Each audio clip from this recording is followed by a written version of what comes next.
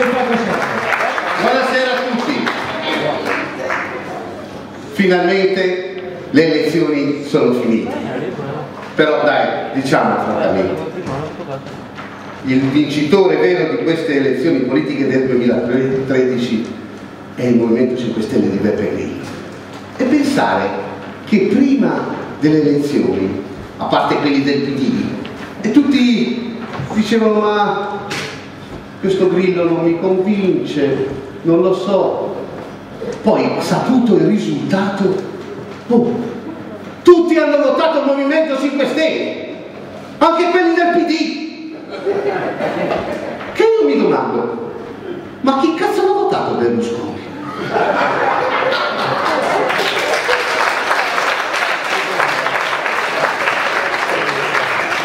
Che poi, contrariamente a questa atmosfera apparentemente insomma così distesa o felice degli elettori, Grillo c'ha contro tutti, televisioni, stampa. Il 26 di febbraio, il giorno in cui si sono saputi i risultati ufficiali, il quotidiano La Repubblica titolava: vero, per colpa di Grillo l'Italia è nel caos. Dico, sagge parole, anch'io per colpa di mia moglie mi sono sposato.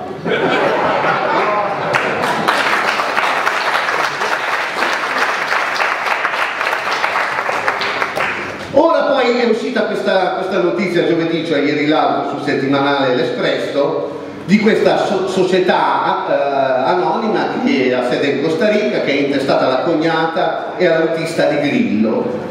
E pensate, questa è una società così anonima che quelli dell'Espresso sono riusciti a sapere a chi è intestata, il capitale di questa società, qual era l'oggetto sociale e la data di costituzione.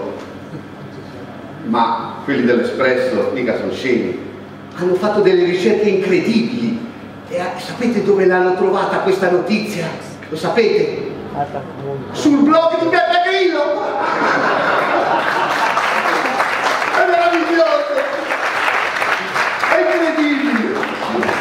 E poi io dico: scusate, ma una ricerca così la sapevo fare anch'io. E come era andare a cercare un indagato nel consiglio di amministrazione del Monte dei Paschi non so, del silicone sopra la Santa Chiesa. È una solita cosa. E poi è partita la caccia al deputato e al senatore Grillino, con questo assedio agli hotel dove loro si riunivano, gli telefonano a casa. Pensate, una mia amica che è stata eletta al Senato della mia città mi ha raccontato che una mattina, pochi giorni fa, è entrata in bagno e ha trovato il bagno pieno di saponette per terra. Poi ha tirato la tenda e c'era una troupe televisiva. Ma il Grillino è difficile stanarlo, perché la gnocca non gli interessa, i soldi li restituisce. L'unica maniera per stanare il Grillino è fare direttamente un buco in una montagna con una scia chimica. Dopodiché, una volta che l'hai individuato, gli devi, magari per riprovarlo, inserire un microchip a sua insaputa, magari in un dente.